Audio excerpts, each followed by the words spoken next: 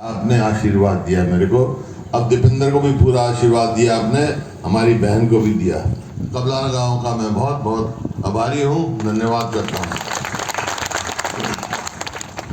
आज हरियाणा में चुनाव हो रहे हैं, लेकिन सारा देश टकटकी लगा के देख रहा है कि हरियाणा क्या फैसला लेगा, क्योंकि हरियाणा जो फैसला लेगा उसका असर देश की राजनीति में पड़ेगा।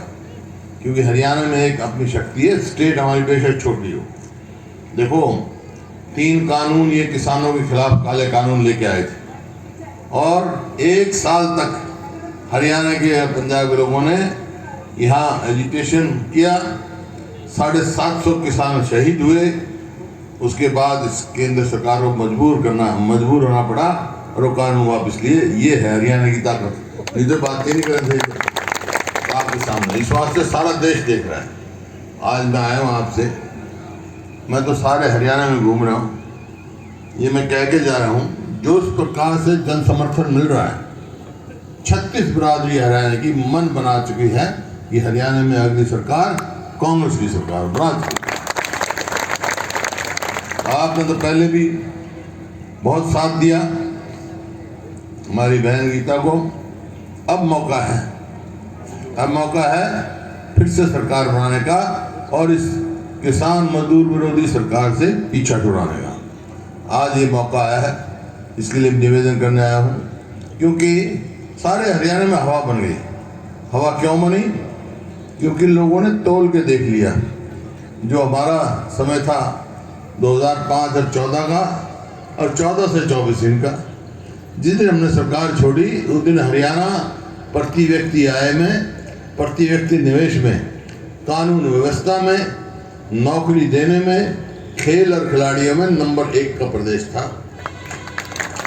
हमारी बहन बेटियां सब सुरक्षित थी।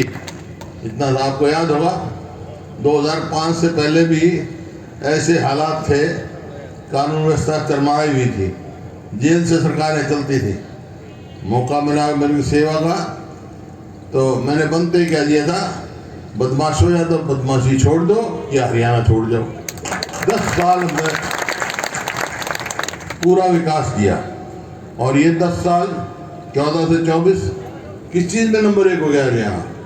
बेरोजगारी में, महंगाई में, अपराध में।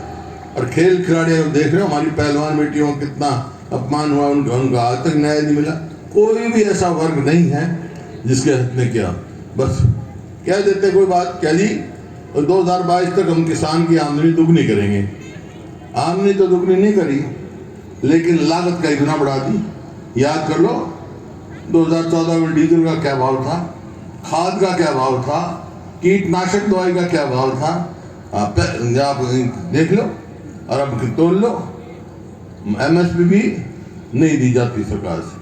तो भाई सरकार से ना तो किसान, हमने गरीब आदमियों को 100 गज के प्लॉट दिए, 4 लाख प्लॉट दे दिए थे, 3 लाख अंकित कर दिए थे, आते वो स्कीम बंद कर दी। ये आपके सामने है। कोई भी एक नीति ऐसी नहीं है।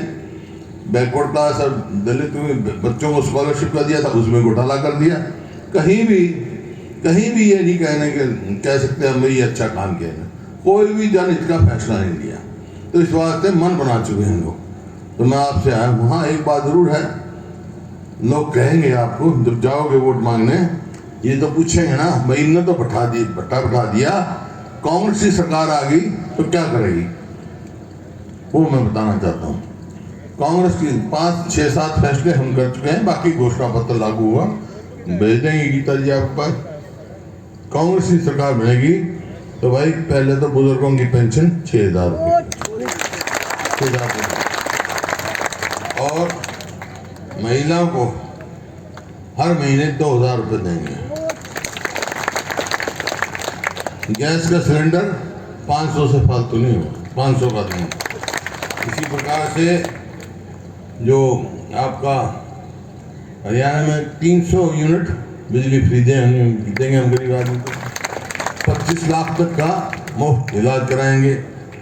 और जैसे बताया ना, 100 गज के प्लॉट इन्होंने कैंसिल कर दिए, आपका 100 गज के प्लॉट भी देंगे। वो स्कीम चालू करेंगे, महात्मा गांधी ग्रामीण 7 2 कमरे का मकान बना के देंगे।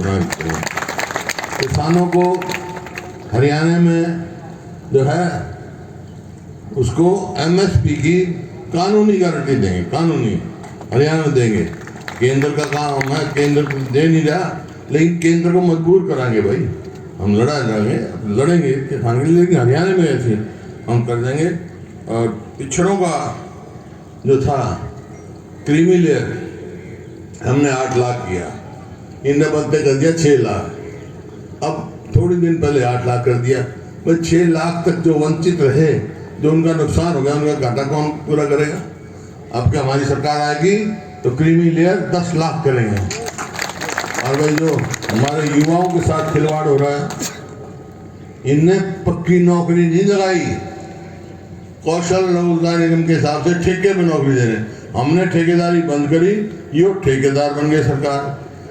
भ्रष्टाचार का अड्डा बना दिया, ना तो उसमें रिजर्वेशन ना कोई मेरिट। जिस बच्चे को अगर सरकारी पक्की नौकरी हो तो 50,000 रुपये जिसको तनख्वाह मिलनी है, ये 12,000 दें। तो इतना मतलब धोखा कर रहे हैं। और इसका नतीजा ये हुआ 2 लाख पक्की नौकरी खाली है। मतलब ऐसी परिस्थिति होगी कि भाई अस्पताल में जाओ तो डॉक्टर नहीं पाओगे, स्कूल में जाओ तो मास्टर नहीं पाए, दफ्तर में जाओ तो कर्मचारी नहीं पाते। बिल्कुल हरियाणा पिछड़ गया। तो भाई अगर हमारी सरकार आएगी तो 2 लाख अपने बच्चों को पक्की नौकरी देंगे और हरियाणा में माहौल बनाएंगे ताकि बेरोजगारी खत्म हो सके। इस प्रकार और सी बात है, सरकार तो आएगी। सरकार कैसे आती है? तुम ये बताओ किसकी सरकार चाहो तो? कांग्रेस सरकार। ये बताओ इस 10 साल में कुछ होया कब लाने का? हमारे यहाँ तो हमारे संबंध हुआ है कुछ ना हुआ साहब, खड़े खोद दिए, खड़े मिट्टी पुलिस हो रही है। तो जब मैं तो कहूँ टाइम आ गया, इनको छुटकारा ले लो। भाई सरकार कैसे बनेगी? सरकार बनेगी जब कौन बनाएगा सरकार? भाई एमएलए बनाओगे ना, एमएलए जिसकी बहुमत होगा एमएलए बनाओगे तुम। तो भाई हमारी बहन गीता बुक्कल यहाँ से खड़ी है, एक काम तुम कर दो, एक मैं कर दूंगा। भाई तुम तो यहाँ गीता बहन को ज्यादा से ज्यादा वोटों से जिता के भेज दो। बनाएंगे ठीक है।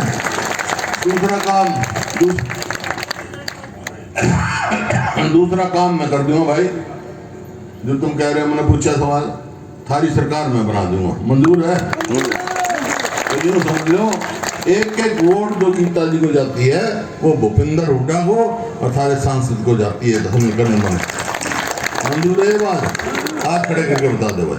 बहुत बहुत धन्यवाद। कबला नगाहों का बहुत बहुत धन्यवाद।